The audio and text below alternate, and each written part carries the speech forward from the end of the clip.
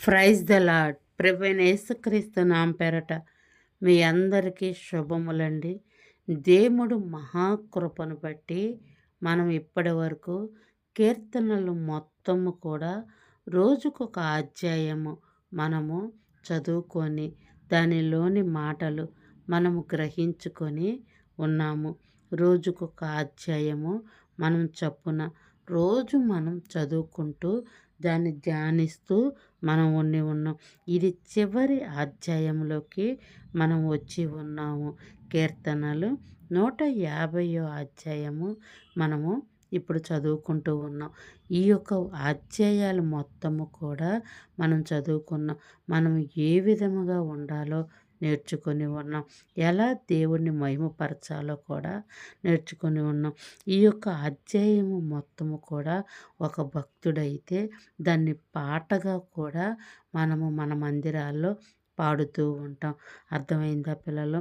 ఈ యొక్క Bible study మనం కంటిన్యూ చేసుకోవాలో లేదా పూర్వం వలె మనం బైబిల్ స్టోరీస్ మనం చెప్పుకోవాలో మీ కామెంట్స్ నాకు తెలియచేయండి.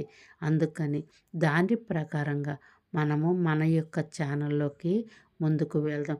ఎవరైనా క్రొత్తగా నా ఛానల్ చూస్తూ ఉంటే సబ్స్క్రైబ్ చేసుకోండి, లైక్ చేయండి, మీ ఫ్రెండ్స్కి షేర్ చేయండి.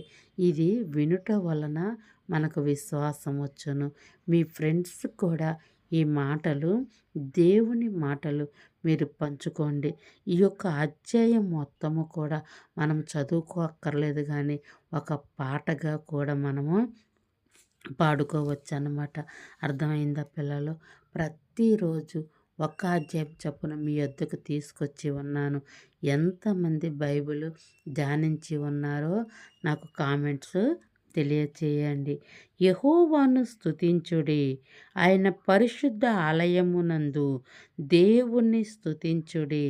ఆయన బలమును ప్రసిద్ధి చేయు ఆకాశ విశాలమందు ఆయనను స్తుతించుడి.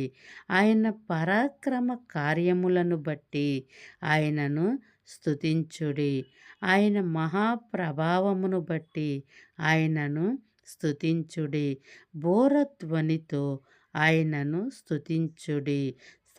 సర్వమండలముతోనూ సితారతోనూ ఆయనను స్తుతించుడి. తంబురతోనూ నాట్యముతోనూ ఆయనను స్తుతించుడి. తంతి వాయిద్యములతోనూ పిల్లన గ్రోవితోనూ ఆయనను స్తుతించుడి. ప్రోగు తాళములతో ఆయనను స్తుతించుడి. గంభీర ధ్వని గల తాళములతో ఆయనను స్తుతించుడి. సకల ప్రాణులు యెహోవాను స్తుతించుదురుగాక. యెహోవాను స్తుతించుడి. ఈ యొక్క అధ్యాయము మొత్తము కూడా మనము స్తుతులే చూస్తున్నాం. అందుకని మనము ఏ పని చేసుకుంటున్నా, మనం ఎక్కడ ఉన్నా కానీ మన హృదయములో నుంచి ఎల్లప్పుడూ కూడా దేవుణ్ణి స్తుతిస్తూ మహిమపరుస్తూ మనం ఉండాలి. సకల ప్రాణములు కూడా ఆయనను స్తుతిస్తూ ఉంటాలంట. అదే వచనము ఇక్కడ మనం చూస్తూ ఉన్నాం. ఈ అధ్యాయం మొత్తము కూడా, ఈ చివరి అధ్యాయములో మొత్తము కూడా కృతజ్ఞతలతో నిండి ఉంది.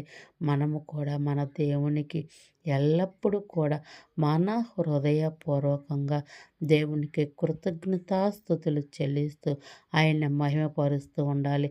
ఈ భూమి మీద నీవు నేను ఈ రోజున సజీవంగాను ఆరోగ్యంగాను సురక్షితంగా ఉన్నామంటే అది ఆయన కృపే. ఆయన ఇచ్చిన ఆరోగ్యమును బట్టే మనం ఇక్కడ సమస్తము ఏది తిన్నా కూడా చక్కగా జీర్ణమయ్యే శక్తిని దేవుడు మనకిస్తూ ఉన్నాడు. మనం ఈ భూమి మీద సురక్షితంగా ఉన్నామంటే అది ఆయన కృపే. ఆయన ఇచ్చిన జీవితము ఎల్లప్పుడూ కూడా మనము ఆయన కృతజ్ఞత మర్చిపోయేవారుగా మనము జీవించకూడదు, కానీ ఆయనకు కృతజ్ఞతలు చెల్లించేవారుగా ఎల్లప్పుడూ కూడా మనం జీవించాలి. మన స్తుతుల పైన ఆయనంట ఆసీనుడై ఉంటాడంట. దేవదూతలు స్తుతించే స్తుతుల కంటే నీవు నేను చేసే స్తుతుల పైన ఆయనకంట ఎంతో ఇష్టమంట. ఎందుకంటే మనకు ఒక వ్యాధి వచ్చినప్పుడు దానికోసం మనం ప్రార్థించుకున్నప్పుడు, ఆయన స్వస్థపరిచినప్పుడు, ప్రభువా ఇది నీ కృప ద్వారానే కదయ్యా నాకు దొరికింది అని మనము దేవుడికి కృతజ్ఞతాస్తుతులు చెల్లిస్తాం కదా! అదే ఆయన కోరుకుంటూ ఉన్నాడు. ప్రతి విషయంలోనంట మనం ఆహారం తినటంలో, పానీయ తాగటంలో కూడా మనమంట దేవుడికి కృతజ్ఞతాస్తుతులు చెల్లించాలంట. మన పడక మీద ఉన్నప్పుడు, లెగుస్తా ఉన్నప్పుడు కూడా దేవునికి ఎల్లప్పుడూ నువ్వు నేను కూడా కృతజ్ఞతాస్తుతులు చెల్లించువారిగా మనం ఉండాలంట. అర్థమైందా పిల్లలు? ఇప్పటి వరకు మనము కీర్తన మొత్తము కూడా మనము ధ్యానించుకొని ఉన్నాము. ఇకను దేవుడు మనల్ని ఏ విధముగా ముందుకు నడిపిస్తే ఆ విధముగా మనం నడుచుదుము కాక. గాడ్ బ్లెస్ యూ పిల్లలు. God bless you.